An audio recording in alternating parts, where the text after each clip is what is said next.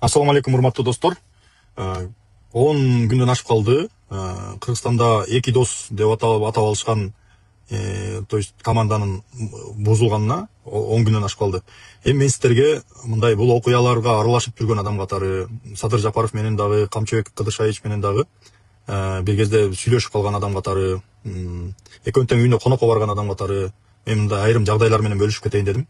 Мына акыркы кездерде карасаңар, эки дос, акыркы кез эмес, деги эле 5 жылдан бери эле эки дос. Анан Камчыбек Ташиев досун президент кылды, анан кийин бийликке алып келди.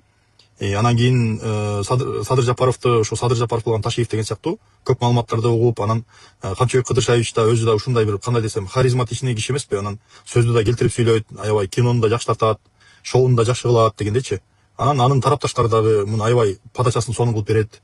Анан ошентип бүгүнкү күндө досун сатып кетти, анан баркын билбей койду, пайдаланып таштап кетти деген сыяктуу көптөгөн мындай маселелер коомго чыгып атат да. То есть анан Феликс Кулов окшогон, Артур Медетбеков окшогон, жана башка көптөгөн саясатчылар эки дос деп эле мындай калышты да. Анан экөөнүн достугу жөнүндөгү эң башынан берки мындай хронологиялык тартипте айтып берей турган болсом, мындай. Эми өзүңөр жакшы билесиңер, Садыр Жапаров менен Камчыбек Ташиев экөө тең, жаңылбасам 3-чү чакырылыш беле ошондой 2005-жылы шайланган 3-чү чакырылышта ошондо парламентке шайланып келишкен. Ошондо Камчыбек Ташиев жаңылбасам Сузактан келсе керек. Ал мындай бийлик тарапта болгондуктан тез эле жакшы өткөн. Садыр Жапаров болсо, өзүңүздөр жакшы билгендей, мурдагы биринчи президентибиздин балдызы менен түп шайлоо округунан жарышка түшүп, ал жерден жолду бууп, анда дагы бийликке каршы күрөш менен, катуу толкун менен анан бийликке келген да. Анан экөө тең ошол кездеги президент Курманбек Бакиевдин негизги саясатын мындай колдоп жүрүштү. Анан ошол жерден экөө ымалалаш болуп, экөө эле эмес, ал жерде мындай деп койчу. Жогорку Кеңеште бригада деген топ бар болчу. Бригадага ошол Садыр Жапаров, Камчыбек Ташиев, Акматбек Келдибеков, айрым учурларда Марат Султанов кошулуп калчу да. Мына ушул тройка же болбосо не деп коет, квартет деп коебу, ошондой топ саясатта кандайдыр бир жерлерде мындай таасир көрсөтө калып, өздөрүн көрсөтүп, ушундай эме кылган да. Анан 2010-жылга чейин, ошол жанагы 2007-жылы 3-чү чакырылышты Курманбек Бакиев таратып жибергенден кийин булар жумушсуз калды, депутаттыктан кол жууп калды. Андан кийин арадан бир канча убакыт өтпөй Камчыбек Ташиев МЧС министри болду. Андан кийин Садыр Жапаров коррупцияга каршы комиссар болду. Андан кийин жаңылбасам Акматбек Келдибеков салык комитетинин төрагасы болду, салык кызматынын төрагасы эле. Ошентип анан булар жалпысынан 2010-жылга чейин иштешти. Жаңылбасам Марат Султанов кызматсыз калса керек эле. Айрым жерлерде унутуп калсам, балким комментарийде түзөп коесуздар. Эми анан 2010-жылы эмне болду? 2010-жылы ошентип убактылуу өкмөт бийликке келди, Бакиев качты, кан төгүлдү. Анан ар түрдүү окуялар болду да. Анан 2010-жылы июнь окуясы болду. Июнь окуясы болгондо ошондо Камчыбек Ташиевдин улутчул лидер катары жылдызы жанды. То есть бул Ош окуясы, Ошто Жалал Абадта болгон этникалык кагылыштын окуясы. Өзүңүздөр жакшы билесиздер, ошол жерде булар мындай активдүү аралашып, ошол жерде карапайым калктын таламын талашып, кыргыз болобу, өзбек болобу бардыгын таламын талашып, мындайча айтканда бир ошондой бир саясатта жүрүштү. Күнгө тескейин айтпай эле коеюн. Андан кийин албетте Ата журт партиясын түзүшкөн. То есть Ата журт партиясы деген бир кишиники болчу, азыр атын унутуп атам. Анан ошол кишиден баягы формалдуу түрдө ошол кишиники, анан ал киши менен сүйлөшүп, Ата журт партиясында булар ошол убактылуу өкмөткө, Атамбаевдарга, Отунбаеваларга каршы топ катары мындай шайлоого чыгышып, анан шайлоодон мындай биринчи орунда чыгышты парламенттик шайлоодо партиялык тизме менен эң алдыда келишти. 5 партия өткөн, ошол 5 партиянын ичинен эң биринчи орунда алган Ата журт партиясы болду. Булар катуу келишти. Анан 2011-жылы, 2010-жылдын этегинде биринчи коалиция түзүлдү. Этегинде эмес, ошол шайлоодон кийин эле биринчи коалиция түзүлдү. Анан ал коалицияда ошол Акматбек Келдибеков спикер болду, парламенттин төрагасы, Атамбаев премьер-министр болду. Анан бирок ошол команданын айрым мүчөлөрү, мисалы Садыр Жапаров, Камчыбек Ташиевдер кызматка кандайдыр бир немелерге илинбей калды да. Балким ошондой чечишкендир, билбейм. Ошондой маселелер болгон. Анан 2011 жылдан баштап, 2013 жылдын этеги, 2011 жылдан баштап анан Кумтөр маселеси чыга баштады. Анан 2011 жылы президенттик шайлоо болуп, ал жерге Камчыбек Ташиев катышты. Анан кийин Камчыбек Ташиев ошол 2011 жылы президенттик шайлоого катышканда ошол мага мындай маалыматтар жеткен да. Ошол кезде Адахан Мадумаровдун бедели түштүктө абдан айрыкча түштүктө да, түндүктө дагы жакшы болчу, бирок түштүктө бедели абдан чоң болуп, анан Атамбаевга президент болууга кандайдыр бир коркунуч жараткан деген бир имиш кептер бар. Эми бул эми такталбаган маалымат, мен антип айтай албайм, бирок ошол учурда Камчыбек Ташиев баягы түштүктөгү электоратты бөлүп кетиш үчүн бийлик тарабынан макулдашылып коюлган талапкер деген маалыматтарды укканбыз да, маалымат эмес, имиштерди. Анан кийин өзүңүздөр жакшы билгендей 2012 жылы жанагы забордон секирип камалганда, ошондо Жалал Абадта митинг болуп, эл Камчыбек Ташиевди бошоткула, Садыр Жапаровду бошоткула, Талант Мамытовду бошоткула деп Жалал Абадта кыйкырып турганда, ошондо Атамбаев ошол жерде митингге барып, тиги камчы иним мен сыйлайм, жакшы бала, мага окшоп ал дагы адегенде тили иштеп, андан кийин башы иштеп калат, ушундай болот. Анан камчы иним менин үйүмө келип талай жолу чай ичкен, тиги бу деген сыяктуу сөздөрдү айткан да. То есть бул деген ошол президент болгонго чейинби, андан кийинби, кыскасы мамилелери жакшы мамиледе болуп жүргөн деген мындай кыйыр түрдө далил катары карасак болот. Эми экинчи маселе. Экөө мисалы Кумтөр маселесин Садыр Жапаровду өзүңөр билесиздер, 2013 жылдан баштап абдан катуу көтөрүп баштады. Ага чейин деле көтөрүп келген, бирок 2013 жылы өтө катуу мындай эмоция менен, анан документтер менен, депутаттык комиссия менен ушунчалык катуу көтөрүп баштаган. Тилекке каршы ал жерде кимиси кандай тарапта оюндарды жүргүзгөн белгисиз, бирок Садыр Жапаровдун позициясы баарыбызга белгилүү болчу. Ал башынан эле камасаңар да, соттосоңор да, эмне кылсаңар да ошо Кумтөрдү алыш керек деп кыйкырып жүргөн да. Түгүл кийин ошол парламенттин төрагасы болгон Асылбек Жээнбеков менен дагы мына ушундай болсом да тиги Баткенди саталы, Нарынды саталы, Көлдү саталы ушинтип бага албай калдык деп, ушинтип отура беребизби деп кыйкырышып, анан Кудай сактасын деп сүйлөп, тиги бу экөө мындай кайым айтышып кеткен парламенттик немелерде, жыйындардагы кыска видеонун фрагменттери чыгып калып жүрөт. Ошол окуялардын түштүндө мен ошол парламенттин эң биринчи сессиясы ачылгандан баштап төраганы шайлоо, адегенде биринчи коалицияда ошол Текебаев спикерликке коюлуп, анан ал коалиция кулап калгандыгы, андан кийин анан башка коалиция түзүлгөндүгү боюнча окуялардын баардыгын өз көзүм менен көргөм. Эми 2011 жылдан баштап анан ошондой бир катуу жанагы Кумтөр элге өтсүн деген сыяктуу талаш тартыштар катуу болуп баштады. Анан ошол кезде негедир анан Камчыбек Ташиевдин позициясы да катуулай баштады. Анан Садыр Жапаровга ошол кезде мындай Кумтөр маселесинде чогуу чыгышып, чогуу неметип, ошол кезде аябай жакшы күч болгон да. Анан митинг болду. Митинг болгондо баарыбыз күтпөгөн жерден эле, өзүңөр билесиңер, Чыңгызхан деген 17 баласы менен эле басып алган, мына биз дагы кирип басып алабыз, тиги жогорку кеңешке кирип жатып алабыз, тиги бу деген сыяктуу бир сөздөрдү айтып, эмоционалдуу сөздөрдү айтып, анан ак үйдүн темир тосмосунан секирип кирип кеткен Камчыбек Ташиев.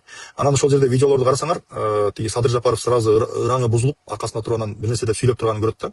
Кийин мен 2014 жылы Садыр Жапаровдун үйүнө, Польшага барганда, мен ошол жерден сурадым, ушулардын баарын тактап сурадым. Экөөбүз 6-7 саат сүйлөшүп отурганбыз. Анан ошондо сурадым, Садыр байке, айтсаңыз, ошондо мындай сиздер менен макулдашып анан ушундай жасалды беле десем, ой жок, балесине, анын забордон секирип кетерин билсем, мен барбайт болчумун дейт да, бул митингди уюштурбайт болчумун дейт. Ошентип кашасын чыгарды дейт. Именно Кумтөр маселесин биз парламент аркылуу карайбыз деп, мына тщательно, кандай десем, элдик толкундоо аркылуу давление кылып, талап кылып, мынтип отуруп, бул маселени чечебиз десек, ошентип жанантип баарыбыз ошондой айынан түрмөгө түштүк деп мага Садыр Жапаров айтып берген. Анан ошентип Камчыбек Ташиевдин аркасы менен Садыр Жапаров, жана Талант Мамытов, Камчыбек Ташиев, анан Кубатбек Кожоналиев, ал бир аз кармалып кайра чыгарылган. Ушулар камакка алынган. Анан кийин үчөө аябай көпкө отурушту. Бир жылдын аяк биягында отурушту окшойт, жарым жылдан ашту, эсимде жок азыр. Хронологияларды карасаңар, өзүңөр жакшы билесиңер. Анан ошол жерде Садыр Жапаровдун жанагы решетканын аркасында туруп алып сүйлөгөн сөздөрү мына бүгүнкү күндө баарыбыздын мындай көңүл чордонубузга улам чыгып калат, видеолор чыгып калат, биз көрүп калабыз да. Бизге мына пайгамбарыбыз айткан хадисте, ким сага жамандык, канча жамандык кылса, сен ошондон ашык кеми жок өчүңдү алсаң болот деген сыяктуу мындай сөздөрдү айтып, анан кийин биз бийликке келгенде ашык кеми жок, биз канча отурсак силер да ошончо отурасыңар деп Садыр Жапаров аябай катуу көшөрүп, катуу турган чындап элечи. Анан деги мындай Атамбаевдин убагында позициясын жумшарганын, же болбосо мындай бир содалашканын, же бир нерсесин көргөн да жокмун, байкаган да жокмун да. Байкасак, эгерде байкай турган болсок, анда деген ал Кыргызстанга келбей сыртта качып жүрбөйт болчу да. Кыргызстанга келмек, содалашмак. А ошол учурда Камчыбек Ташиев түрмөдөн чыккандан кийин эмне болду? Биринчи кезекте эле Атамбаевка болсо жагынып, тиги урматтуу президентибиздин ошол камалса камалсын, акталса акталсын деген сөзүн биз колдошубуз керектиги деп кечирим сурагандай таризде ошондой сүйлөгөн. Анан эми мен дагы бир детальды айта турган болсом, Курманкул Зулушев менен Медер Сатиевтердин феномени кайдан пайда болду деген маселе бар. Ал жерде эми мага жеткен маалыматтарга караганда бир таасирдүү саясатчы бар. Ошол кезде бир мындай бир чоң кызматта турган, бирок оппозицияны колдоп турган саясатчы болгон. Аты жөнүн айтпайм белгилүү себептерден. Ошол киши тиги дачага техника алып барып, Курманкул Зулушевтерди иңдилерим эртеңки күн деген силер сөзгө каласыңар. Азыр бир аз кыйынчылык болот, куугунтук болот, бирок чыдап койсоңор, актап койсоңор тарых алдында бир чоң иш жасайсыңар деп көндүргөн деп уккам да. То есть кийин ал саясатчыдан сурасам, ал киши дагы тастыктаган, ошондой болгон депчи. Бирок мен эми ал киши менен макулдашпагандыктан бул эфирде мен аты жөнүн айта албайм. Эгер зарыл болсо кийинчерээк уруксат берсе мен сөзсүз аны айтам. Эми ошентип анан Курманкул Зулушев менен Медер Сатиев алардын жанагы үчөөнү Камчыбек Ташиевди, Садыр Жапаровду, Талант Мамутовду акталсын деген чечим чыгарып, анан жанында орус улутундагы аял судья бар болчу. Ал киши каршы болду же сен каршы болгондой көрсөтпөй деди. Кыскасы ал киши колдогон жок. Берки коллегиядагы 3 соттук коллегиядагы 3 судьянын экөөсү кайсы тарапка болсо ошондой чечим жактырылат да. Шаардык 2-нчи инстанцияда жана 3-нчү инстанцияда. Анан ошол шаардык соттон анан күтүүсүдөн эле акталып калды. Көрсө бул ошол кандайдыр бир ошол эми бул жерде кеп баягы саясатчылар мисалы барып аларды көндүрсө деле кээде көнбөй коюшу мүмкүн эле. Кой биз эртеңки күнү тынч иштегибиз келет тиги бу депчи. Анан бул жерде алардын дагы ошол Курманкул Зулушев менен Медер Сатиевдин дагы мындай батылдыгы, эрдиги деп айтса болот. Анан айткандай эле алар кызматтан четтетилди, куулду, куугунтукталды, кысымда жүрүштү, текшерүүгө алынышты деген сыяктуучу. Анан ошентип булар түрмөдөн чыкты, бирок Атамбаев бийлиги жогорку сот аркылуу кайра биринчи инстанциядагы биринчи инстанциядагы жанагы определенный убакыт отуруп, андан ары жанагындай условный менен беле колония поселения бир нерсе менен бошотулат деген сыяктуу чечимди кабыл алган. Ошол биринчи инстанцияны жактап, жогорку сот ошону күчүндө калтырды. Экинчи инстанцияны колдогон жок. Жогорку соттун ошондой привилегиясы бар. Же биринчи инстанцияны колдойт, же экинчи инстанцияны колдойт. Анан экөөнүн бирөөнү неметет, же болбосо башынан доследованияга жөнөтөт да. Анан ошондой чечим кабыл алып, биринчи инстанциянын чечимин колдоп, анан бирок ошол убакыт жетип калганына байланыштуу, булар жетиштүү деңгээлде отуруп койгондугуна байланыштуу камакта булар боштондукта кала беришти, бирок соттолду деген макам ыйгарылып калды да. Андан кийин кандай болду? Андан кийин Садыр Жапаров ошондой кысымдардан улам, коркутуулардан улам, ошол кездеги криминалдардын аралашуусунан улам сыртка чыгып кетүүгө мажбур болгон. Негизи Кыргызстанда жүрө эле кайра камасаңар камагыла дей бермек, бирок деген балким жанагы ошол өмүрүнө коркунуч келгендир, туугандарына коркунуч келгендир, ошол учурда анан сыртка чыгып кетти да. Анан ошо менен сыртта жүрдү. Андан кийин ошол мен Польшага барганда ага чейин бир-эки жолу байланышкан мага. Байланышып ушундай гезиттиңе мондай кайрылуу материалдарым бар, интервьюм бар, ушуну чыгарып берип койчу деп анан чыгарып бергем газетага. Искра деген газеттен бар эле мен. Анан ошол Искрага чыгарып бергем, ошондон кийин сүйлөшүп калдык, жазышып турчубуз. Скайптан, анан Фейсбуктан жазышчу эмеспиз, ошо Скайптан жазышып, анан чалышып турчубуз. Анан ушинтип анан Польшага баргам мен. Анан кандайдыр себептер менен барганымды эми айтпай эле коеюн, бир себептер менен мен баргам Польшага. Анан үй бүлөм менен баргам. Ошондо биз 2014-жылы күздө баргам. Ошондо Садыр байке мага жолуккан, эң биринчи келерим менен эле жайгашкан жериме барып, жанында Садыр байке менен жанында Арзыбек Бурканов бар болчу. Анан Арзыбек Бурканов экөө келип, ушундай баягы сүйлөшүп бир аз неметип кетишкен. Анан бир канча күндөн кийин Садыр байкенин үйүндө жолуктук, үйүнө чакырды. Бир мындай дасторкон жазып, Айгүл жеңеш дасторкон жазып, анда берки улуу баласы Раматылык Дастандагы тирүү болчу, анда кичирээк бала болчу. Анан берки балдар кичинекей болчу. Анда мындай анча деле байкаган эмесмин, бирок ошол кезде ошол жерде жашап калышкан. Анан ошондо мен ага чейин дагы ортодо бир молдо барып, молго жолугуп, анан неме жегенбиз, жанагы неде KFC жеп, ошентип анан жолугуп сүйлөшүп отурганбыз. Ал жерде Асанбек Байтиков деген Жогорку Кеңештин 4-чү чакырылышынын депутаты экен. Ал киши дагы жүрүптүр. Анан ошо менен анда Бурханов барган эмес, Асанбек Байтиков менен Садыр Жапаров болуп, анан алардын үй бүлөлөрү, менин келинчегим, балдарым болуп ошентип ошол жерде тамактанганбыз. Анан ошондо мен Садыр байкенин мындай духуна таң калгам. Мен өзүмдү кошуп калмасын, керек болсо атам менен апамды кошуп калмасын, мен эч качан баш ийбейм буларга.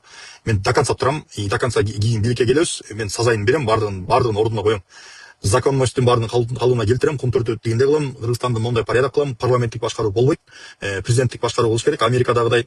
Анан кийин президент өкмөттүн башчысында, то есть аткаруу бийлигинин башчысы болуш керек. Муну ондай ыргылжың неме болбойт, парламент менен оюн жүргүзгөн башкаруу болбойт деп ошол кезде катуу твердо айтып жүрчү. Кийин убакыт келди, көрдүк баарыбыз. Мен ошол кезде чын айтсам, ошол уккан сөздөргө мен мындай утопиялык катары жарымын кабыл алсам, бир бөлүгүн эми кантип ишке ашкымак эле, кантип Кыргызстан эле ушинтип эле келсе эле оңолуп калмак эле, бул киши деле келип эле мурдагылардын жолоюна түшүп кетсе керек деген сыяктуу менде күмөн саноолор болгон. Анан мен чын айтсам, саясий жактан Садыр Нуркожоевичти ошол кезде колдогон эмесмин. Себеби ишенген эмесмин да. Анан эми ошол кезде Камчыбек Ташиев кандай болду? Мисалы Камчыбек Ташиев кийин 2015-жылы парламенттик ал ортодо мындай болуп калды. Манас аэропортун сатылат сатылбайт деген сыяктуу бир маселе болуп, Атамбаев Роснефтке сатабыз деп эсиңердеби? 2014-жылы бир ызы чуу болгон. Ошондо ошол кезде оппозиция мындай бар болчу. Анан бир 2000ден ашыкпы, 3000дей киши чогулуп митинг кылганбыз жана Горький аянтында.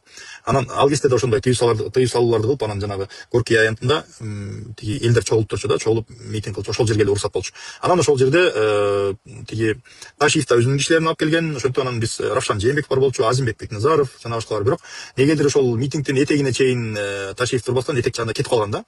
Балким бийлик тараптан кысым болгондур, балким башка бир себептер бардыр. Кыскасы ошентип кетип калган. Анан Азимбек Бекназаров аксакал чыгып, айрымдар мына азыр тиги дароо содалашып туруп, аягына чыкпастан туруп кетип калды деген сыяктуу сөздөрүн айтып, кыйкырып сүйлөгөн. Бирок ошол митингдин аркасы менен Атамбаев ошол жана Манас аэропортунун 52% акчасын Роснефтке сатам деген оюнан кайткан. Ызылдап, ызырынып жүрүп, анан акыры кайткан да. Анан ошол 2015-жылкы шайлоо башталып калды. Анда Республика партиясы менен Ата журт партиясы биригип, Республика Ата журт деген партия түзүшүп, анан экөө тең төрага болуп, Өмүрбек Бабанов менен Камчыбек Ташиев экөө тең төрага болуп, анан ошол кезде жанагы азыр айтып атпайсыңарбы, тандем, ошондо тандем болуп барган. Анан бирок тиги Камчыбек Ташиев жанагы Бакыт Төрөбаев жетектеген Өнүгүү партиясынын кайсы бир кандидатын сабап койду деген жүйө менен тиги шайлоодон четтетилген. Ошо менен парламентке кирбей калган. Анан Бабанов экөөнүн ортосундагы мамилелер бузулган кийин. Кандай кылып бузулганын аны эми өздөрү жакшы билсе керек. Мен детальдарын билбейм. Билбеген нерсени эми айтпаш керек да, билем депчи. Анан кыскасы ошентип ал экөө Камчыбек Ташиев менен тиги Бабанов экөө дос болуп, адегенде шайлоодо чуркап жүрүштү. Анан этек жагында Камчыбек Ташиев чабылып калды. Анан бирок тизмеде ошол Бабановдун кишилери, анан Ташиевдин кишилери, ошол жерде Зулушев, Медер Сатиевтер дагы жүрүшкөн. Ал жерде Талант Мамытов да бар болчу. Анан ошол Медер Сатиев депутаттык мандатка да алган жок, Курманкул Зулушев илинди. Кийин мен Жалал Абадка барганда Камчыбек Ташиевке ошол жерде офисине барып жолуккам. Жана Жалал Абадта 7 каналдын имараты турган жерде бир офис бар болчу. Ошол жерге барып жолуккам. Ошондо сурадым да, эмне себептен ушундай болду, бийлик тараптан эмнеге кысым болду десем, Медер Сатиев менен Курманкул Зулушевду тизмеге киргизбейсиң деди. Мен болсо киргизем деп тырышып, анан списокко киргиздин деп, то есть Атамбаев ошол кезде жана партиялардын тизмелеринин баардыгын өзү текшерип, өзү одобрение берип, ошондой кылып атат деген маалыматтар чыкканда, анан ошентип Атамбаев менен келишпей калдык, анан ошон үчүн мени чаап салды деп ошентип айтып берген. Анан ошо менен ошондой оюндар болду. Бабанов экөө бири-биринин бетин кары менен жууп, мына дос болуп жетелешип Кыргызстанды кыдырып чыгышты.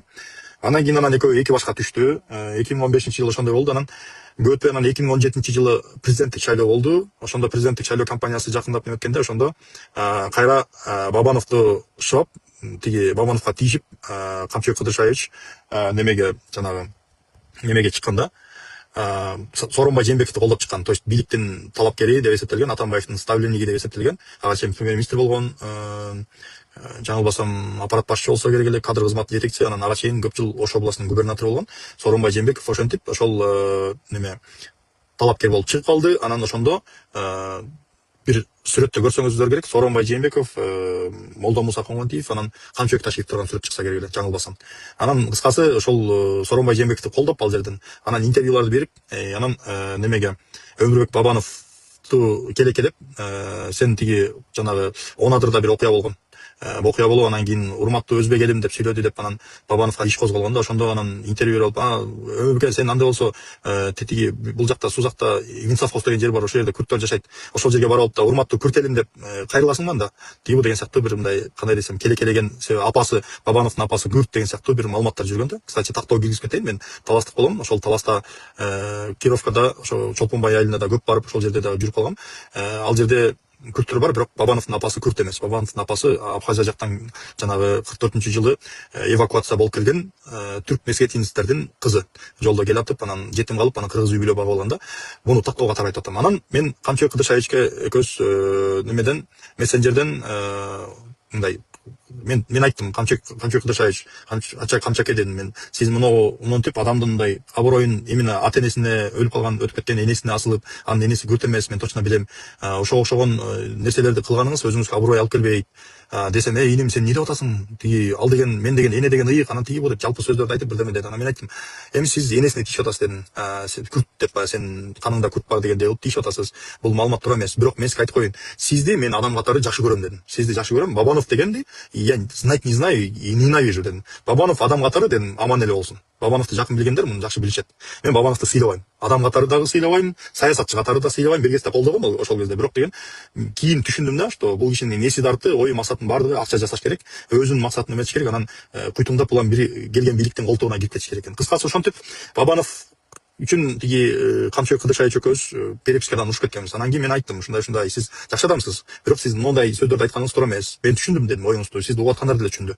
Бирок сиз ал жерден алып туруп анан бирөөгө саясий курал болуш үчүн бирөөнүн өтүп кеткен ата энесине асылганыңыз туура эмес деп ошентип өтсөм жошуп калган да.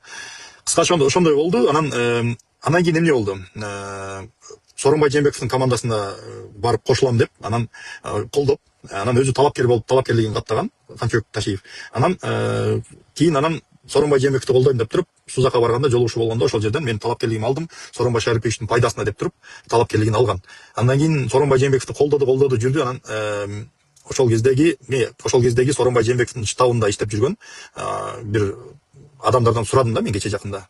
Алар айтышты, ал киши МЧСти сураган дейт. Мурда өзү МЧСте министр болгон да, эсиңизде болсо керек. Анан МЧСти сураган. Анан мен тиги Сооронбай Жээнбеков МЧСти бербей калгандан кийин анан кийин кайра тарынып чыгып кеткен ал жерден деди. Анан кыскасы ушундай өйдө ылдый соодалашуу саясаты болду да. Ошол учурда эмне болду? Садыр Жапаров сыртта жүрдү, Кыргызстанга келген жок. Ошол 2017-жылдын күзүнө чейин беле, жаңылбасам, жайында беле, азыр эсимден чыгып атат. Ошондо келди, ага чейин ошол 2013-жылдан баштап 2017-жылга чейин сыртта жүрдү ал киши. Польшада жүрдү, анан кийин Кипрдеги Түркия, жанагы турецкий Кипр деп коет, ошол жакта жашап жүрдүр. Балким тиги жакта жүргөндө ошол жер которгондур, эми анысын билбейм. Ал жерге барганда дагы мен Кипрге жумуштарым менен барып, анан ошондо ал кишинин үйүндө конокто болгом, өзү алып кеткен, отелден алып кетип, барып сыйлап, анан кайра узатып койгон. Анан ошентип Кипрде жүрдү, андан кийин Москвага кетти. Анан арачолодо ошол Казакстанга келип, Казакстан аркылуубу же билбейм башка мамлекет аркылуубу ошол көлгө, Кыргызстанга кирип, анан Ыс көлгө барып, айрым жерде көлдүн фонунда кайрылууларды кылып, анан чыгып кетип атты да. Бир жолу келгенде телефондо менен да байланышкан. Кыска сүйлөшкөнбүз. Анан ал киши мындай орун которуштуруп жүргөндүктөн эми жолуга алган жокпуз. Ушунда мен келдим, бул жакта жумуштарымды бүтүрөм, анан чыгып кетем деди. Анан ошентип анан чыгып кетти, кайра ошентип жүрдү. Анан ошол кезде сыртта жүргөндө жөн жүргөн жок да, то есть ошол жана максатына жетиш үчүн саясий күрөштү тынымсыз жасады. WhatsApp'на отурганда WhatsApp'тар, Viber, Skype, Одноклассники, Facebook анда анча активдүү эмес болчу. Одноклассникиде адамдар көп болчу. Айрыкча мигранттар көп болчу, Россиядагы мигранттар. Анан кийин дагы эмне соц тармак болсо ошонун баардыгында активдүү болчу ал киши. Өзүнүн кайрылууларын, материалдарын жазып, анан кийин ар бир жазган кишиге эринбей жооп берип, 3-4 телефон турат, ар бирине жазганда, отурганда эринбей жооп берип, ошентип жүрүп тынымсыз күрөш менен бул киши өзүнүн максатына жетти да. Анан ошентип Камчыбек Ташиев бир Атамбаев менен соодалашып, анан кийин Бабанов менен соодалашып, анан кийин тиги неме менен ким эле, жанагы Сооронбай Жээнбеков менен соодалашып, андан кийин анан ал жагы болбой калып, ушинтип жүргөн кезде анан Садыр Жапаров келди. Садыр Жапаров ошол сырттагы мигранттардын колдоосуна балким ишенип келгендир, бирок ошол кезде мигранттар анча колдогон жок да, колдой алышкан жок, то есть. Анан чек арадан өткөндө камалды, бир азганактай киши чыкты, 1000ге жетпеген киши чыкса керек эле, балким андан көбүрөөк болду, бирок кыскасы аларды тез эле милиция ары бери таратып, кыскасы жок кылды да, митингди да жок кылды. Садыр Жапаровдун өзүн, бала чакасын, туугандарын баарын камады. Бирок Камчыбек Ташиев ошондо мисалы тиги 17-жылы барып алдынан тосуп чыгып, же болбосо ошондой кылган жок да. Анын качан колсуна баштады, кийин Садыр Жапаровдун кадыры арта баштады. Түрмөдө отурганда дагы Садыр Жапаровдун кадыры артып, бардык саясий күчтөрдүн тегерей бүт Кыргызстандагы жанагындай орто катмардагы активист адамдар бар, региондордо активисттер аябай, активдүү жарандар, оппозиционерлер, энпошниктер, жана башка бир топ мындай ошолор погода түзчү да ошол кезде. Анан ошол адамдар көбү ошол Садыр Жапаровдун айланасына бириге башташты. Өздөрүнүн колдон келген жардамдарын берип, анан ошентип камап салганда атасынын ыйлаганын баарыбыз көрдүк. Жанагындай мойну кесилип эметкен жаткан сүрөтү чыкканда. Ошондо кийин атасы төшөктө жатып калды, ооруп жатып калды. Анан көп өтпөй айрым убакта бир убактан кийин кайтыш болду ал киши. Анан ошол кезде атасына барып, Камчыбек Ташиев атасына барып, жолугуп, анан түшкөн сүрөттөрүн чыгарып атканда, анан эми похорону болду. Похорондо барып, эл катары барып, өгүрүп барып, ошентип жүргөн, баласы өлгөндө, апасы өлгөндө бардыгында ошентип колдоп жүргөн да. Бирок деген ошол жерде Садыр Жапаровдун башка саналаштар деле Арзубек Бурханов, кстати, Арзубек Бурханов жөнүндө айтып коеюнчу. Мисалы, Арзубек Бурханов деген Садыр Жапаровдун эң жакшы көргөн досу. Мына мен көргөндөн жанында канча жолу ушул кишини көрдүм, жанында жүрдү, ал жака барып колдойт. Кийин камалганда үй бүлөсүндө колдоп жүрдү деп уккам да. Бирок эч качан ал киши тиги мага баланча кызмат бер, мен тияка отурам, бияка отурам, бияка чоң болом, анан менин досум деп популисттенип, мисалы, публикага чыкса болот эле да, бирок андай нерсе кылган жок да. Камчыбек Кыдыршаевичке салыштырмалуу ал киши андайга барган жок. Балким өзү ошондой скромный адамдыр. Анан Арзыбек Бурханов, анан кийин Талант Мамытов, ошол эле Зум Курманкул Зулушев, жана башка ошол кездеги Садыр Жапаровдун саналаштарынын бардыгы эле Кыргызстандагы бардык эле активдүү жарандар, ошол эле тиги журналисттер, анын ичинде Дайыр Курумбеков, Элнура Кулыевалар, жана башка бардыгы эле барып колдоп, көңүл айтып. Мисалы, мен болсом мен да барып калчумун, мен Америкада болчумун.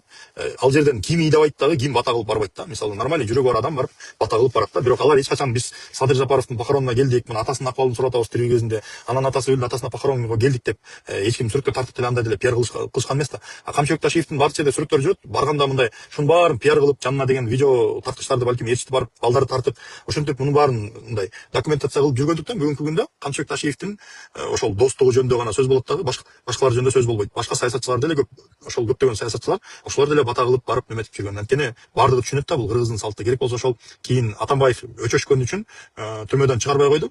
Атасы каза болгондо. Ал эми Сооронбай Жээнбеков деле мындай адам да, анда эле жүрөгү ооруйт.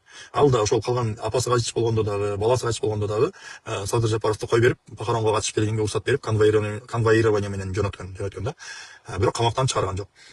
Балким ошондон улам Садыр Жапаровдун мындай баягы Сооронбай Жээнбековдун адамдык сезимине болгон бир мээрими жылгандыр, балким ошондуктан, балким ошондой бир жакшы мамиледе калышкандыр деп ойлойм да. Экс-президент катары калды, коргоду, азыркы кезге чейин Сооронбай Жээнбековго тийишпеш керек, экс-президенттерди камаш керек деген пикирин айтып жүрөт өзү делечи. Анан ошо менен кыскасы ошондой өйдө төмөн окуялар болду. Анан акырындап жакындап анан ошол 2020 жылы март айларында, жаңылбасам, ошол пандемиянын алдында Садыр Жапаровдун тарапташтарынын митинги болгон. Садыр Жапаровдун тарапташтарынын митинги болгондо ошол жерден модератор болгон жанагы аксакал неме Каныбек Осмоналиев агай, тиги физик депутат, мурдагы билим берүү министри Каныбек Осмоналиев агай ошол митингди башкарып жүргөн. Анан Сабыр Жапаров экөө, анан жана башка активисттер ошол митинг кууп таратылганда ошондо камалышты. Ал жерде биз Камчыбек Ташиевичти көргөн жокпуз, ал жерде жүргөнүн көргөн жокпуз. Кийин анан парламенттик шайлоого жакындаганда Сооронбай Жээнбековго каршы нааразылыктар күчөп аткандыктанбы, башка бир себептери барбы, кыскасы ошол кезде Камчыбек Ташиев анан Мекенчил партиясын баштап, мындайча айтканда ошол жерде баш көз болуп, кандай колдоолорду көрсөткөнүн билбейм, бирок башында туруп өзү талапкер болуп, баштап барып ошентип жана башка, по-моему, жаңылбасам Зулушевдер да барса керек эле. Кыскасы ошентип тиги Мекенчилдерди баштап анан шайлоого барышты. Анан шайлоонун Орус арасындагы жанагы содалашуу аркылуу жөнүндө көптөгөн адамдар айтып атышат. Анын ичинде өткөндө менин бир тууган иним, кстати, Мирбек Атикеев менин бир тууган иним болот. Өткөндөгү видео кайрылуу ал меники эмес. Айрым менин тааныштарым болсо мага жөнөтүп атышат. Сен мынтип сүйлөпсүң, катуу сүйлөпсүң дейт, өйлөр сындап жөнөтүшөт. Ал мен эмесмин. Мен Адилетмин, ал Мирбек. Ар бир адамдын өзүнүн пикири бар. Мен ал кишинин, Мирбектин өзүнүн жарандык пикирин мен дайыма сыйлап келгем, мындан кийин да сыйлайм. Бири-бирибизге кийлигишпейбиз, бири-бирибизге акыл үйрөтпөйбүз. Кээде айтам, кой катуу кетип баратасың деп, бирок укса угат, укпаса укпайт да, ушундай. Анан Мирбек өткөндө түшүндүрүп айтпадыбы жанагы неме депчи? Эмне жөнүндө айтып аттым эле? Кыскасы ошентип анан жана шайлоо болду. Анан шайлоо болгондо ошентип партияны баштап келди. Кстати, шайлоо бүткөндөн кийин анан ызы чуу башталгандын алдында анан ошол Мекенчил партиясы бир жок дегенде бир 5-6 малында талап алалы деп Сооронбай Жээнбековдун бийлиги менен содалашкан деген сөздөрдү айтып атпайбы. Ошол чындык эле да негизи. Мандат сурап жүргөн, муну эми бир канча адамдар да тасташкан, ошол кезде айтышкан. Анан ошол кезде Садыр Жапаров деп аянттагы элдер дагы кыйкырып, анын тарапташтары да чогулуп аябай. Анан ошентип анан Садыр Жапаров чыккан түрмөдөнчү. Анан Камчыбек Ташиев түрмөдөн чыгарды дейт. Октябрь окуясы болбосо каяктан чыгарат эле. Ооба, Камчыбек Ташиев ага чейин бир канча жолу кайрылуу кылып, урматтуу Сооронбай Шерипович, сиз Садыр сизден суранам ошо Садыр Жапаровду бошотуңузчу. Атасы өлдү, апасынан ажырады, баласынан ажырады. Мындай корлук тиги Кудай эч кимдин башына салбасын тиги деп кийин айтып жүрбөдү. Мен Садыр досумдун ордунда болсом мен ошондо сынып калмак элем депчи.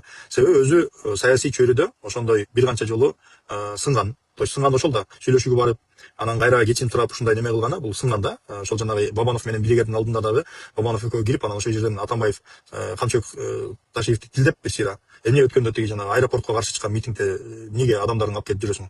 Тиги бул деп анан кечирим сурап ушинтип анан публично да кечирим сураган, НТСтен Нарын Айып менен интервью болгондо ошондо кечирим сураган. Анан кийин айрым өзүнүн саналаштары ошол кездеги Келдибековдун камалышын эгерде мыйзам буза турган болсо жоопко тартылсын деген сыяктуу пикирлерин айткан да. Анан кыскасы ошондой биз ошондо бир ызы чуу салганбыз. Анда дагы Ташиев бийликке сатылып кетти деп мен жараяктай кылып макалаларды жазып, ушинтип ал киши мага тарынып ушинтип жүргөн. Ошондой бир моменттер болгон. Анан мындай да, негизи бул пикирлердин баарын айтып чыгыш мен үчүн аябай эле оор болду. Себеби жыгылганды теппейт, качкан жоону катын саят деген кыргыздын бир аталарыбыздын сөзү бар да. Мындайча айтканда моундай бир көкүрөгүңө анча деле туура келбейт. Бирок карап отурсам, Кыргызстанны ушул Камчыбек Ташиев гана ушул Садыр Жапаровду киши кылгандай, ушуну президент кылгандай ошондой нарратив аябай күчөп баратат. Фейктер тарабынан дагы, жана башкалар тарабынан дагы, Камчыбек Ташиевдин фанат жактоочулар тарабынан дагы көптөгөн сөздөр, пикирлер айтылып атат. Ошол себептен мен ушунун баардыгын хронологиялык тартипте айтып коеюн деп атам да.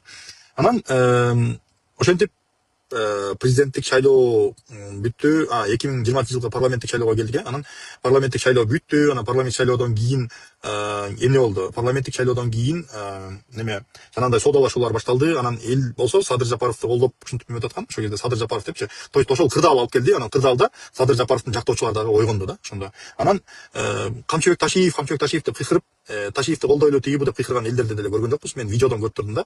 Ошол жерде ачышкандар деле айтат, андай сөз болгон жок. Анан Ташиев ошол Садыр Жапаровду коштоп жүрдү жанында. Түрмөдөн элдер чыгарган барганда ошондо балким адамдарды баштап баргандыр, балким мындай баргандыр, кыскасы жанында жүрдү. Ошондон кийин анын жанынан чыккан жок. Мына кече жакындагы күнгө чейин жанынан таптакыр чыккан жок. Кечке ошол жанында жүрдү, эметти, кыскасы жармашты да.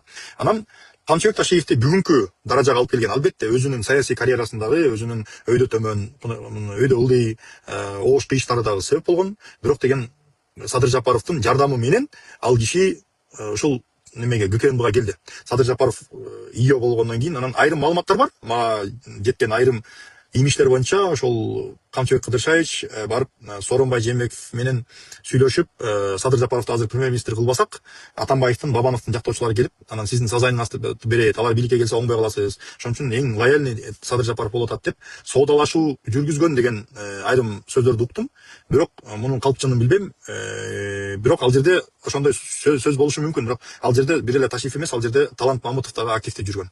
Бирок Талант Мамутов ал кишиден айырмаланып, мен ошол кезде жанында жүргөн, мен ушинткем, менин досум деп ал киши мындай жулунуп чыккан жок да, спикер болду. Айрым учурда өзүнүн миссиясын аткарды, иштеди. Анан Кемпирабад окуясында жанагындай Камчыбек Ташиев автоматтарды алып келип, парламентке алып келип таштап, кана давай чыккыла, согушка барасыңарбы, давай, кыйынсыңарбы, ме автоматтарды алып согушка баргыла деп ошентип депутаттарды кекеткен да.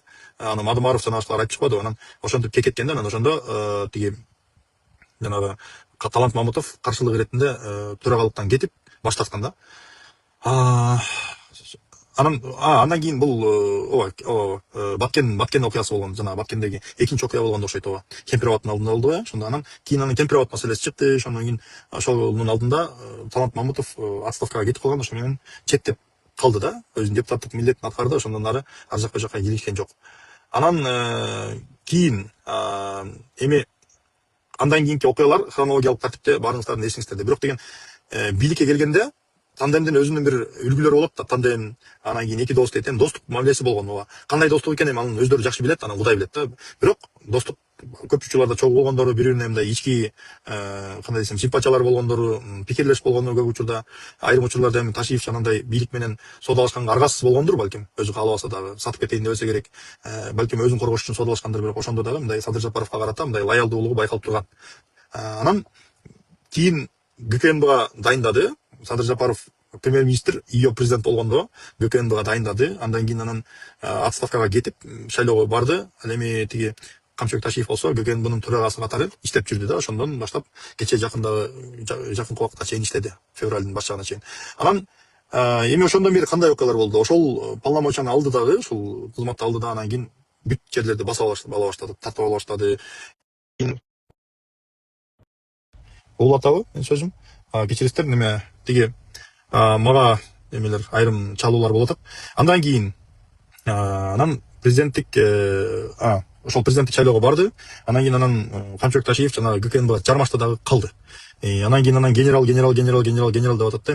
Бирок менин жеке мындай, билбейм, менин жеке психологиялык кабыл алуумда дейинчи, түшүнүгүмдө дебейин, генералдык нам бардыгы эле бирдей болот, бирок деген менин жеке кабыл алуумда, мисалы чыныгы генералдар кандай болот? Чыныгы генералдар ошол УКМК системасынан, коопсуздук системасынан ылдыйдан баштап жогорку жака генералдык чынга жетет. Же болбосо ошол немеден баштап, жанагы эмеден, милициядан жана коргоо системасынан, то есть армиядан баштап, жөнөкөй прапорщиктен баштап генералдыкка жетет да, мисалычы, же милициядан жөнөкөй лейтенанттан баштап генерал лейтенантка чейин жетишет. Ошону мен мындай, ошондой адамдарды мындай чыныгы генерал деп эсептейм. Албетте бул киши коррупцияга каршы күрөш жана башка иштерде, криминалга каршы күрөштөрдө абдан эле мындай чечкиндүүлүк, элдик көрсөттү. Албетте анысын ошол жанагы президент берген мандатка, жанагы президент берген полномочияга кыласыңбы, хорошо, мына бийлик сага, ал дагы иштей бер деген мүмкүнчүлүккө ошол кездеги конъюнктурага жараша жасады деп ойлойм менчи. Буга чейин башка бир дагы генералдарга, ГКНБнын төрагасына, же болбосо министр, ички иштер министрлигине мындай карт-бланш берилген эмес. Керек болсо Акаевдин убагында ошол Аскар Акаевдин сүймөнчүктүү любимчи кадрлардын бири деп эң башкысы деп эсептелген Феликс Кулов дагы мындай, Феликс Куловко дагы мындай карт-бланш берилген эмес, мындай шарттарды кылган эмес. Айрым чечимдерин колдосо, айрым чечимдерин колдогон эмес президент Акаев, мисалчы. Камчыбек Ташиевке болсо, макул, сен жоопкерчилик алып атасың, хорошо, баардыгын жасай бер. Бирок мындай мыйзам чегинде адамгерчилик менен таза жаса деп карт-бланш бергендер, ошол карт-бланшты пайдаланып иштеди. Эми аны кандай иштегенин, кандай результат чыкканын жакшы жагын да билебиз, жаман жагын да билебиз. Кече мына көрдүңөр, Эду жана Пито деген ал жагы өзүнчө эле уюшкан кылмыштуу топ болуп калыптыр. Ошол жердеги жанындагы ишенимдүү адамдар, ошол Бишкек шаардык начальниги жана башкасы кече жакында дайындалган, анан ага чейин чүйдө иштеген адамдын үйүнөн 30 канча миллион доллар чыкты деп атат, 34 миллион, бирөөндө 36 миллион доллар деп атат, наличка акча чыкты деп атат да. Ошол эле учурда Камчыбек Ташиевдин кабинетинен дагы акча чыкты деген айрым маалыматтарды мындай кымтылап жазып атышат, бирок кандай канча акча чыкканын аны так мындай источник болбогондон кийин айтыш кыйын да. Анан аны эми тиги компетенттүү органдар өздөрү териштирип, өздөрү тактап алат. Мыйзамдын коргоочулары ошолор. Ал эми андан кийин эмне болду? Бийликти колуна алды. Анан Садыр Жапаровдун айкөлдүгүнөн дейбизби, же болбосо гумандуулугунанбы, же болбосо достукка бекем ушул менин жанымда жүрөт, иштейм деп атат, макул берейин, мүмкүнчүлүк берейин, макул деп өзүнүн туугандарын баарын тыйып, мен укканда ошол агасын, инилерин, жана башка туугандарын, тиги бала чакасын баардыгын жөн жүргүлө, Ташиев камап коет, жөн жүргүлө, мен силерди бошото албай калам эртеңки күнү, анан кийин Тарынеке жок деп, айрым учурда бир аталаш туугандарын дагы ушундай немеге чейин тыйып жүргөнүн мен уккам. Анан Камчыбек Ташиевдин деле айрым бажасы, анан дагы бир туугандары камалды деген маалыматтар чыккан, бирок башка туугандары кызматта иштептир да. Мисалы бир тууган жээниби, племянник деп атат да, жээни болуш керек. Ошол транспорт прокуратурасынын прокурору экен. Анан кийин дагы башка жана мисалы Таймурас, тиги жерде деле Таймурас, бул жерде деле Таймурас, ал өзүнчө каша да. Жанагы Шайырбек Ташиевдин 12 миллиард 400 миллионбу канча чыкты, 12 миллиард сомдон ашык активи бар деген маалымат элестетсеңер, 2-3 жыл мурда эле эч нерсеси жок, мындай андай байлыгы жок. Камчыбек Ташиевдин андай байлыгы болгон эмес. Ошондой байлыгы жок адам бүгүнкү күндө 12 миллиард сомдук актив деп, анан кече жакында актан атпайбы, ал актив болчу, анан байлык эмес деген депчи. Актив менен байлыктын эч айырмасы жок. Анын активдин баары акча. Ошол активди сатып аласың, бир неменен акциясын сатып аласың, кайра сатасың. Балким кичине ылдыйлайт, балким өйдөлөйт, бирок ал деген ошол сенин капиталың да. Анын баардыгы бир жактан келген да, бирөөлөрдүн маңдай тери менен табылган менет, балким тонолуп алынган акчадыр, ким билет. Эгер ушул чын болсо, мунун баары териштирилиши керек. Анан кийин Гавайи деген эс алуу жайында өзүңөр жакшы билесиңер. Ошол жерде тиги жанагындай бир эми Дөө Чыңгыз менен байланыштуу бир окуялар болгон деп жүрөт. Эми анын детальдарын айта албайм, потому что бул эми криминалды пропаганда кылууга жатып калат. Бул туура эмес да. Бирок ошол Таймураз ошол жерге кийлигишкен, аралашкан дегендер маалыматтар бар. Анан жанагы Журат Абдуллаев деген киши, ошол кишинин ошол жерде жана саздак жердин баардыгын жакшынакай кылып туруп гүлгө айлантырган, Гавайи эс алуу борборун түзгөн Журат Абдуллаевдин кандай абалда кармалып, анан бир кичинекей жанагы бир Казакстандан списанияга чыккан бир тиги танканы алып келип БТРди алып келип коюп коюптур. Ошонун шылтоолоп турган апарып камап, анан кийин 880 миллион сом беле ошондо 1 миллиард сомго жакын наличка акчасын алып, аны болсо өзүнүн күчү өзүнүн каалоосу менен тапшырып берди деп дегизип, ошентип анан бир сыйра кустурушкан, мындай айтканда. Эми ал киши куса турган киши эмес болчу негизи. Ал добросовестный ишкер болчу. Эгерде ага кандайдыр бир ишине криминалдар аралашса, криминалдан аны мамлекет коргош керек. Эгер кайсы бир криминалдарга дань төлөсө, ал деген ал криминалды сүйгөндөн төлөгөн жок. Башка ишкерлер да ошондой. Коляга каржыладың деп, Коля кыргызды каржыладың деп канчасын тиги кустурду да. Бул деген кандай? Бул деген туура эмес подход да булчу. Бул ишкерлер ошол тиги Камчы Көлбаевди сүйүп, жакшы көрүп, ошол чуркап барып өздөрү берип атышты дейсиңерби? Ошол салык салган үчүн берип атат да. Ертең карына калып дагы бирдеме өртөп кетип же талкалап же бирөөнү өлтүрүп кетпесин деп корккондон берип атат да, сүйгөндөн эмес. Анан ошого окшогон ишкерлердин баарын жанчыды. Журат Абдуллаев ошо 55 жашында каза болду. Эгерде ошол жанагы Гавайини Таймураз тартып алды деген маалымат болуп калды. Кечеги мен буга чейин ынанган эмесмин, бирок кечеги жанагы Бакыт Төрөбаевдин иниси экөөнүн сүйлөшүп аткан аудио записи чыккандан кийин ошол жердеги айтылгандарды көрүп мен ишене баштадым да. Анткени бул маалыматты дагы укук коргоо органдары, Ички иштер министрлиги же ГКНБ текшерип, бул маалыматтардын баарын тактап туруп, анан кийин тиешелүү адамдарды жокко тартыш керек. Мындай болбойт, бул беспредел. Бул бүгүнкү күндө Садыр Жапаровдун жасап аткан саясатынын жемиштерине көлөкө түшүрүп, тескери таасир берет. Элдин арасында уудуу кептер пайда болот. Ал деген барып туруп бийликтин кадырын түшүрөт да. Анан эми карай турган болсок, мисалы ошол Журат Абдуллаев эгер жана мен оюмча жана 1 миллиард сомун алып койсо эле анчалык абалда калбаса керек эле. Мен оюмча ошол тапкан дүйнөсүн баарын тарттырып койгон да. Баарын болбосо балким көпчүлүгүн тарттырып койгон. Балким дойлада отурган тиги жигит, атасына таяган жигит борсоктой болгон. Ошол тиги булардын баардыгын териштириш керек да, териштириш керек. Андан тышкары мамлекеттик мисалы мамлекеттик кызматкер дегендин баркы калбай калды дей. Жерлерге атка минер болуп иштеп, кайсы бир жерлерге менеджер болуп иштеп, результат көрсөтүш өтө коркунучтуу болуп калды да.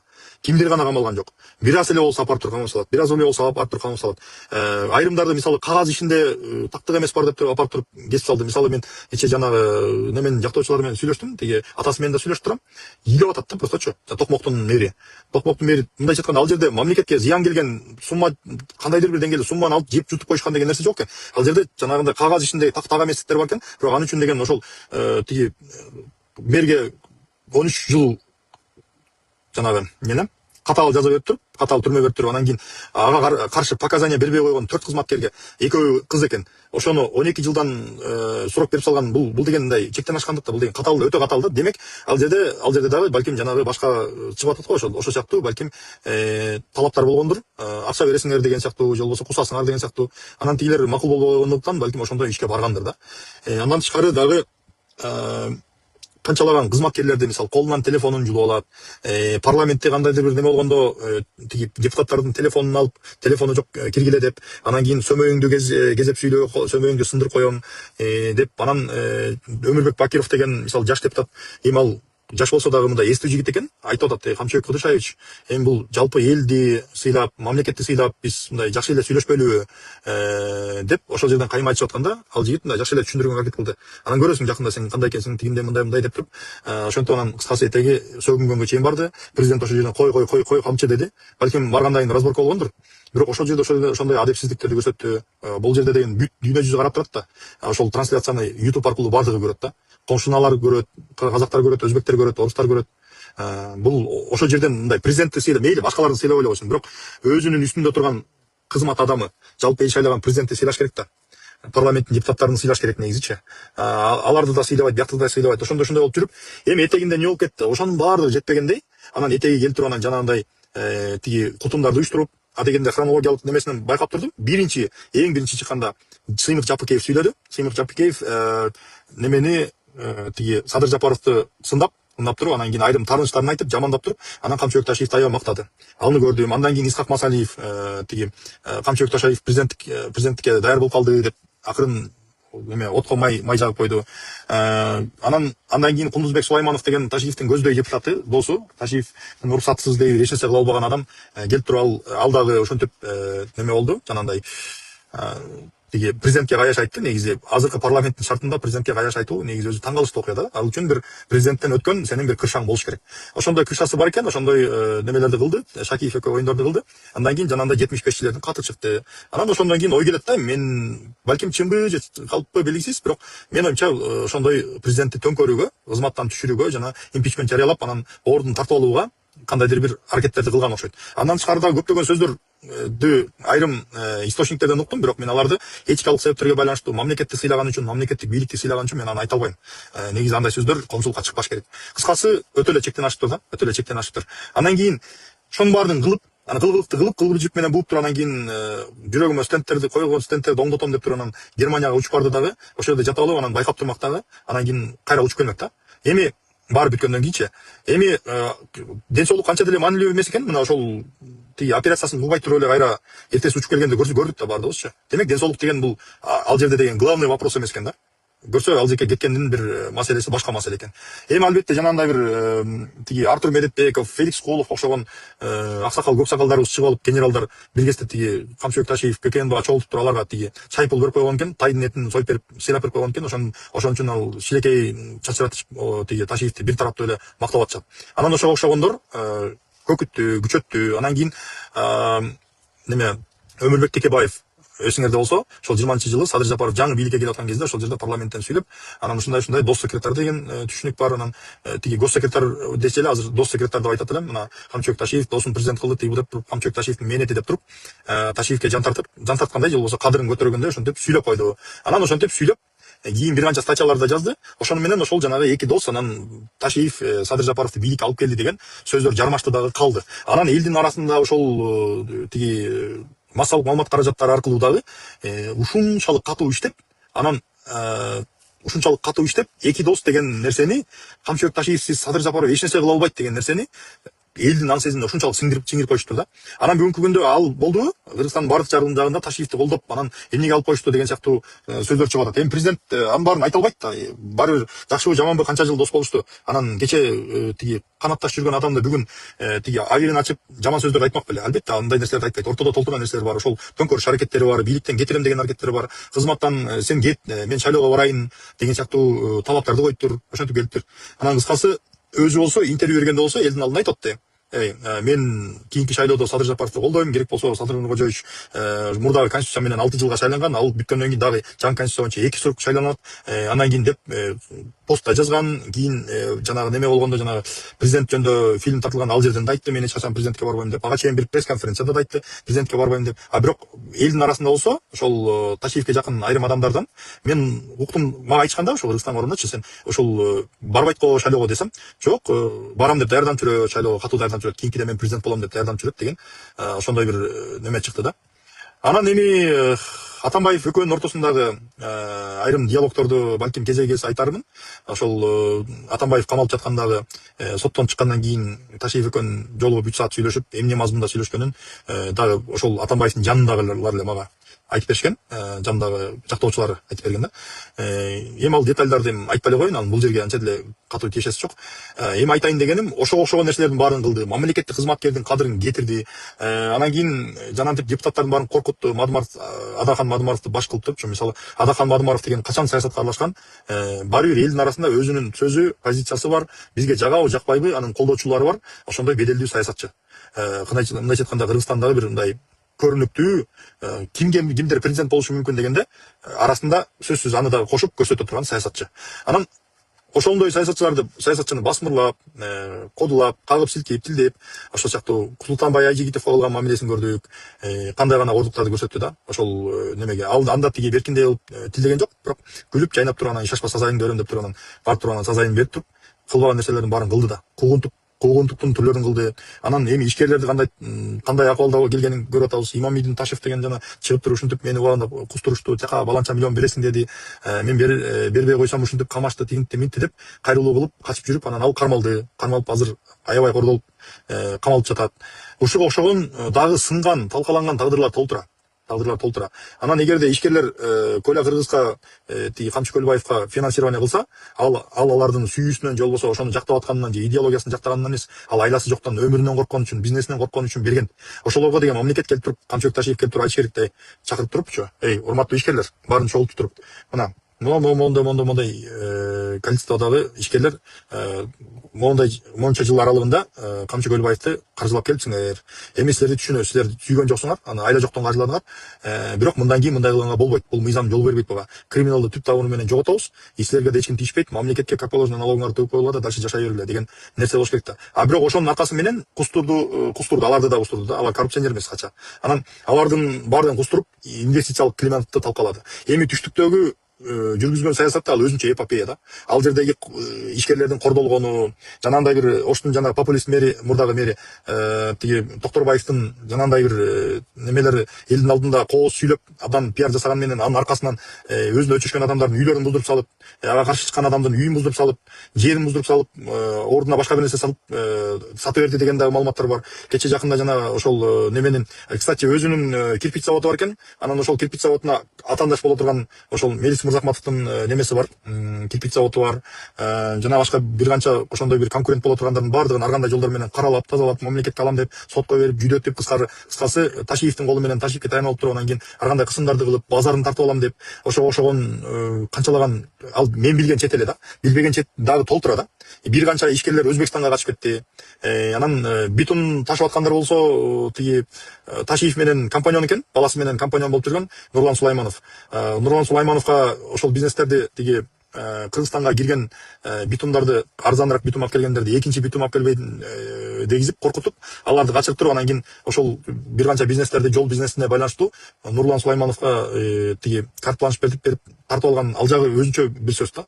Мен мунун баардыгын факты катары тастыктап бере албайм. Факты катары айткан жок. Мен мунун баардыгын ошол непосредственно аралашып жүргөн адамдардын оозунан укканым үчүн айтып атам да. Эгерде ошол укук коргоо органдары, компетенттүү органдар мунун баарына кызыктар боло турган болсо, мунун баарын териштирип, ордуна жай-жайына коюш керек. Кече ГИКтин үйү, жанагы Ошто курулуп аткан ГИКтин үйлөрү курулат деген жерлерге дагы бир жерге бир Токторбаев 2 үй салып бериптир деген маалыматтарды уктум бүгүнчү. Аны дагы териштириш керек.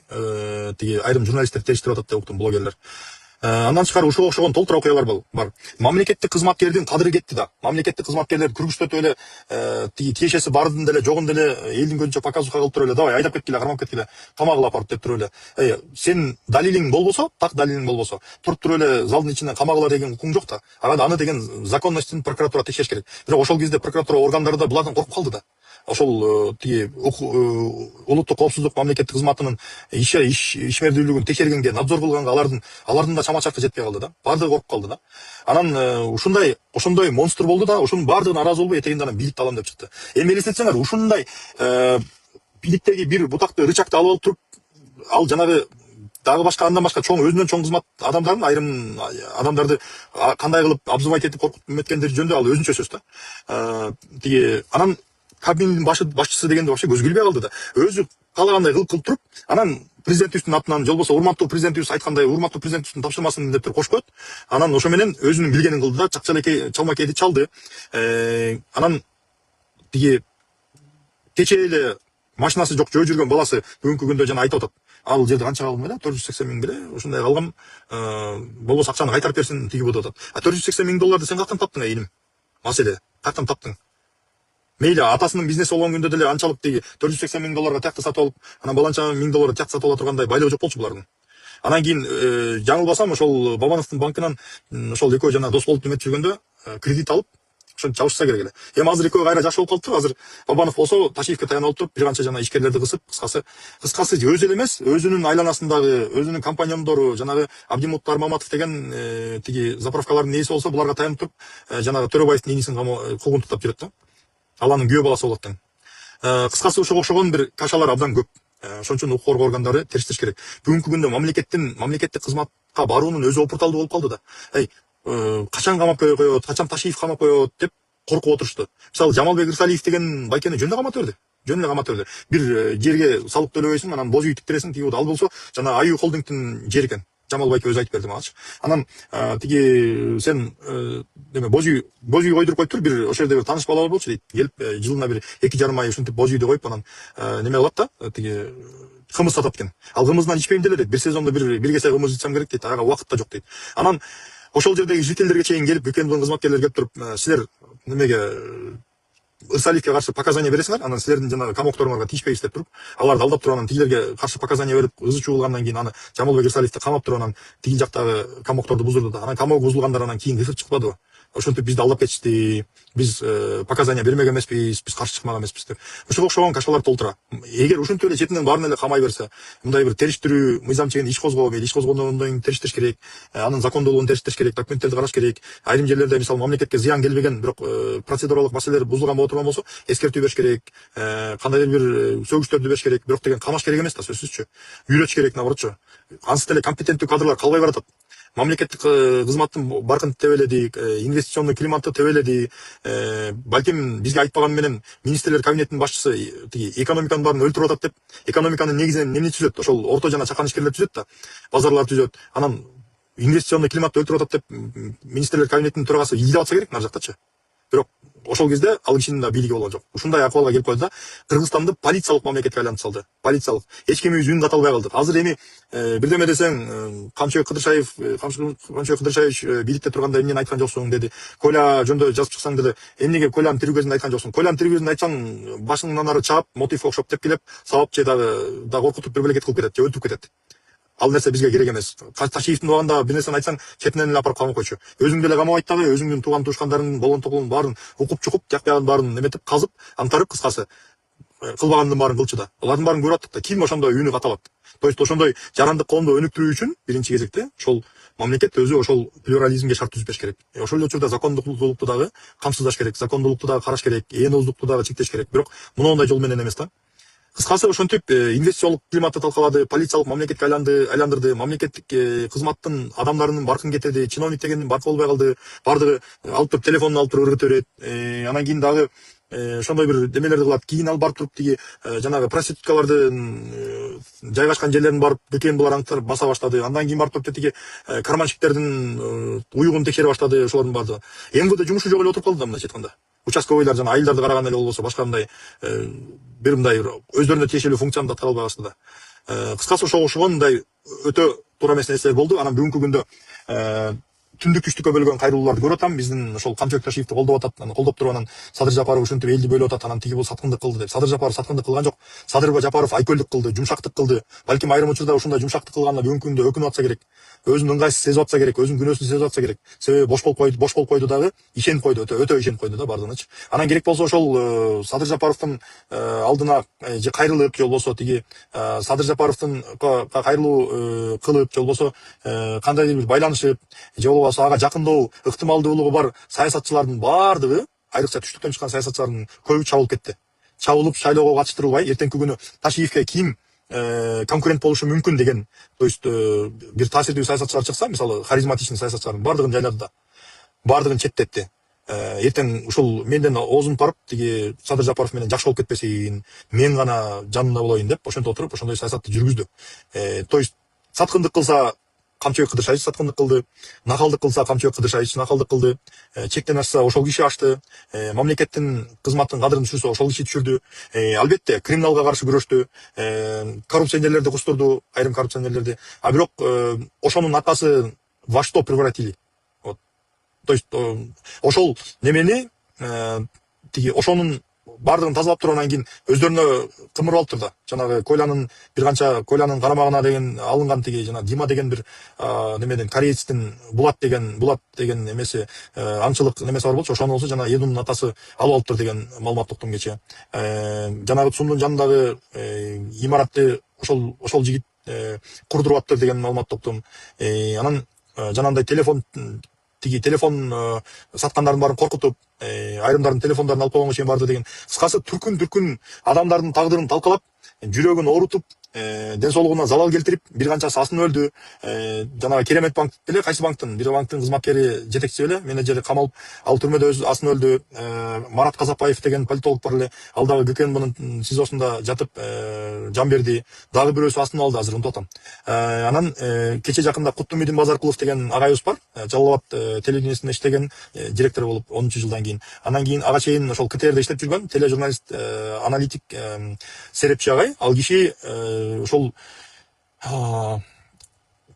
Ташиевдин убагында куугунтукка кабылганын, ГКНБлар апарып коркутуп, анан 20 000 доллар берсең чыгарабыз, болбосо камайбыз деп, анан камап 6 айга камашканын, анан кийин одиночный камерага жаткызып туруп, ичине жип таштап койгонун, муну өлүп алсын деген сыяктуу ошондой нерселерди айтып чыкты да. Дагы канчалар айтып чыгып атат. Мен азыр бирин көрсөм, бирин көрбөй калышым мүмкүн да. Анан кандайдыр бир ошондой бир маалыматтар болсо, жиберсеңер болот. Тактоо киргизебиз айрым маселелергечи. То есть иликтей турган маселелер көп, кыскасычы. Ошондуктан, урматтуу туугандар, Садыр Жапаровдун саясатынан мен бир да жерде бөлүнүү, же болбосо бир жерлерге бөлүнүү, тигил жактыктар үстөмдүк кылып кетти, бияктыктар бийликте болсун, тигилер жоголсун деген сыяктуу бир саясатты көргөн жокмун мен. Андай бир чектен ашкан нерсени көргөн жокмун. Трайбализмди көргөн жокмун, регионализмди көргөн жокмун. Деги эле өзү Садыр Жапаров, үчүн Садыр Жапаровду түштүктө да жакшы көрчү аябай. Анткени Садыр Жапаров деги эле башынан эле өзү объективдүү саясатчы катары өзүнүн позициясын айтып келатат. Жердешчиликке бөлүнүп, анан биз көлдүктөр минтебиз, антебиз, анан калгандарын карантиле же түндүк түштүк деп бөлүп жарган саясатын көргөн жокпуз. Бүгүнкү күндө ошол тескерисинче ошол трайбализмди, регионализмди жок кылуунун үстүндө Садыр Жапаров абдан катуу иштеп атат да. Абдан катуу иштеп, ротациялар керек болсо айыл өкмөттөргө чейин ротация кылып атат. Таза болбосо бир региондун башындагы айылдагы айыл өкмөттөрдү этек жагына алып барып, же башка региондорго алып барып, аларга үй салып берип, ошондой шарттарды түзүп атат. Бул бүгүнкү күндөгү ошол жанагы чечкиндүү аракеттердин бардыгы ошол Садыр Жапаровдун бийлиги берген карпланыштын негизинде болду. Анан ошонун баары көпчүлүгүнө, бар жанагы кустургандын баары эле ал нерсеге жетпейт да.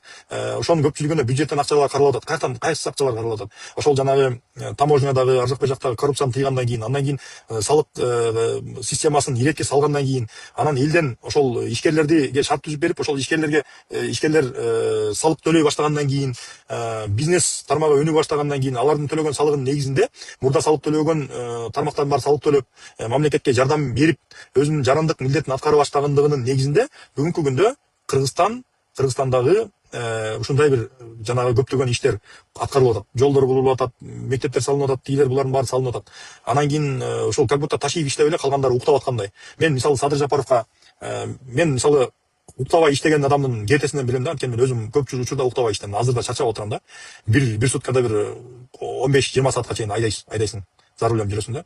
Анан ал киши дагы ошондой уктабай иштеткен. Мен өткөн жылы жайда жолукканда жанынан барсам аябай эле карып кетиптир, чачтары агарган. Себеби 2020-21-22 жылдары кандай акыбалда жүргөнүн, мындай өң келбети кандай экенин баарыбыз көрүп турабыз. Эмелерден, видеолордон карасаңар, тиги азыркы күндө таптакыр башка да. Уйкусуз жүргөнү, аз уктаганы көрүнүп турат да кетесиненчи. Аз уктаган адам тез карайт. Андан тышкары мамлекеттин түйшүгү оңой эмес да. Ошонун баардыгын баштап, бүт контролдоп, башкарып, үйрөтүп, чечкиндүү тез чараларды көргөн үчүн Кыргызстанда бүгүнкү күндө өзгөрүү, өнүгүүлөр болуп атат. Камчыбек Ташиевдин дагы салымы чоң. Ал киши да көп аракет кылды. Бирок деген жанагындай тескери, бир жагынан терс адаптарга жол берип, тегерегиндеги адамдардын баардыгы жанагындай накалдыктарга барып, анан ошонун баардыгын Камчыбек Ташиев кантип билбей калат. Кстати, жанагындай интригаларды уюштурду, бир канча интригаларды уюштурду. Анан мисалы Сыймык Жапыкеев деле өзү келип туруп ушинтип Ташиевди мактап туруп, Садыр Жапаровду жамандап кеткенине, андан кийин эч ким ага тийишпей калганына мен мисалы ишенбейм да. Демек ошол жактан падажа болгон. Исхак Масалиев деле өз алдынча пикир айтканына ишенбейм, мисалы. Ал киши тыныч жүргөн киши да, негизи мындай пикирин деле айтпайт. Тем более өзү Ташиевди бийликке келсин тигүү деп жактаган мурда кийин уккан эмесмин.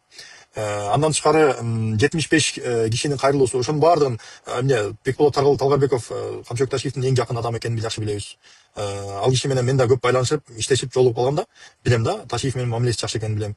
Анан Ташиевке таянып алып, анан ошондой кол коюлууларды уюштуруп, анан президенттин жүргүзгөн саясаты именно экономика тармагын баардыгын жаман деп, инфляция өсүп кетти, анан кийин карыз өсүп кетти, анан Кыргызстан артка кетип атат. Бирок моундай криминалга каршы күрөшүлдү, коррупцияга каршы күрөшүү болду деп туруп Камчыбек Ташиев жасаган ишти көкөлөтүп, ошентип кайрылуу кылгандан кийин ал кишинин деле жини келет да, президенттин делечи. Болгон нерсени тескери бурмалап, тескери жасап атсаң да. Алдыда канчалаган грандиозный проекттер бар. Урматтуу кыргызстандыктар, бардығыбыз калыс бололу, өзүбүздүн жерибиз, анан агабызды алып койду, акебизди алып койду деп чыр салгандын өзү туура эмес. Ким болсун, жердешиң болобу, айылдашың болобу, ким болсун, өзүнүн кылган туура эмес иштери болсо, өзүнүн ишинин алдында жооп берсин. Жок дегенде ошондой отставкага кетсин дагы, кызматтан четтетип, саясатка аралашпасын. Жок эле дегендечи, это мягкое наказание болуш керек да. Андан тышкары жанагындай бул канчалаган адамдардын тагдырын талкалаган үчүн ошол укук коргоо органдарынын тиешелүү кызматкерлери, ошонун үстүндө тургандар жок дегенде моралдык жактан, кылмыш мыйзам жагынан жооп берсин бардыгы. Адамдардын тагдыры оюнчук бекен. Алар дагы бирөөнүн атасы, бирөөнүн баласы, канчалары кордолуп кетти, канчалары жүрөгү оор болду, канчалары өлүп кетти. Шулардын баарын убалы уктатпайт да. Анан кийин бүгүнкү күндө карасаң, өткөндө тиги ким эле жана Шайырбек Ташиев агабыз отуруп алып Исхак Разактын сүрөтүн кабинетине илип алып турдагы 12 миллиард деген ал деген актив болчу, анан ал акча деле эмес, анан тигинде мындай биз мурда эле бай болгонбуз деп калптын баарын ышкыртып отурат. Мурда кандай бай болгонун ошо жалалбаттыктар деле жакшы билет. Азыр жайындаган каттар келет магачы. Мирбек кайрылуу кылган экен, Мирбекке да келип аптыр канча кайрылуулар. Ошондой немелер, маалыматтар келип аптыр. Андан тышкары парламентке кимдерди алып барган, андан тышкары Нарзакбек жакта бир айтканга болбой турган көптөгөн маалыматтар бар. Аларды эми айтпайм, анткени болбойт аны айткангачы. Этикалык себептерден, моралдык мындай жоопкерчиликтен улам, мен аны айта албайм. Кыскасы көптөгөн нерселер болду дагы. Анан иниси болсо неменин тиги Исхак Разаков деген улуу инсановдун сүрөтүн илип алып туруш жерде тиги кылп айтып атат. Ошол сүрөттү, ошол Исхак Разаковдун карап турган көз карашын деле карап адам уялыш керек да. Ошол сүрөт илгенген жараша ошол адамдын кадыр баркынын алдында сен өзүңдү жок дегенде минималдуу түрдө да жоопкерчиликти сезип, адамгерчилик менен, сыпайылык менен мындай тазараак жүргөнгө аракет кылыш керек да адамчы. Накалданбайчы, накалдык кылып туруп анан сүрөттү илип алганыңдын эмне пайдасы бар? Ошол кишинин бир баскан турганынан кичинекей болсо дагы үлгү алыш керек да. Урматтуу туугандар, кыскасы мамлекетибиз бир, мен мунун баарын айтпашым керек эле. Көңүлүм мындай ойлонуп жүрүп, кыжалак болуп жүрдүм канча күндөн бери. Анан муну айтпасам болбойт деген чечимге келдим дагы. Бул нерсени айтып чыгып атам да. Анткени коомчулук эл билсин. Тиги ошол президенттин Камчыбек Ташиевдин экөөнүн немеси кандай болгонун, ортодо мамилелер кандай болгонун, өйдө төмөн болгонун, ылдый болгонун баардыгын билсин коомчулук деп ушунун баарын айтып атам мен. Мамлекетибиздин бүтүндүгү маанилүү бизге. Эртеңки күнү деген мына Камчыбек Ташиев Испанияга кетти деген маалымат угуп атам. Атамбаев да ошол жерде. Булар отуруп алыптыр, эмнени пландап, эмнени Кыргызстанга кандай коркунучтарды пландап атканын биз кайдан билебиз? Атамбаевди ашык эми жок эле деструктивдүү күчтөрдүн башчысы десе болот. Бул Камчыбек Ташиев дагы жөн жүрбөгөн киши да. Ошо жана забордон секирген жана башка окуялар. Анан жок эле дегенде ошо таза болбосо пиар кылбай калганда бир жерде тиги өрттөнүп аткан чөптү чуркап барып өчүрүп видеого тартып ошону пиар кылат жок дегендечи. Пиарды жакшы көргөн киши. Анан булар мындай күчтөр акчасы болсо көп, 100 миллион доллар акчасы бар болуш керек. Анан ошончо каражаты бар, ошончо бийликтен ажырап калган адам жөн жатышы да мүмкүн эмес да өзүчө.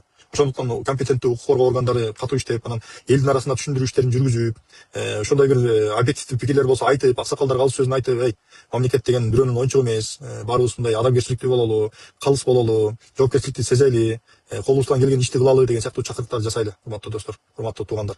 Ошол мен болгон пикиримди айтып бүттүм, эстегендеримди. Эстебей калгандарым болсо дагы бир эфир кылып туруп айтам, бир-эки эфир кылам, ошо менен жыйынтыктайм. Бул саясий активизмге кайтып, же болбосо тиги саясатка аралашып, же дагы бир нерсе кылып, бир погода түзөйүн деген, же болбосо кандайдыр бир популизм кылайын деген оюм жок. Андан кийин дикилдетип аркадан кубалама жок, баягы Сооронбай Жээнбековдун убагында деп ушинтип сен айт давай сүйлө деп тиги андан кийин тынч жашоого кайтабыз. Болгону баягы ушундай учурда калыс сөзүбүздү айтпасак анда болбойт. Жаран катары мен өзүмдүн билген нерсемди айтпасам анда болбойт. Балким мен эртеңки күнү Садыр Жапаровдун жактоочуларынын тарабынан бир мындай наразылыктарды угаармын, балким эмне кереги бар анын баарын чукулуп деген сыяктуу. Бирок деген айтып коюш керек калыс сөздүчү. Ошол көңүл бурганыңыздар үчүн чоң рахмат. Байланышта бололу.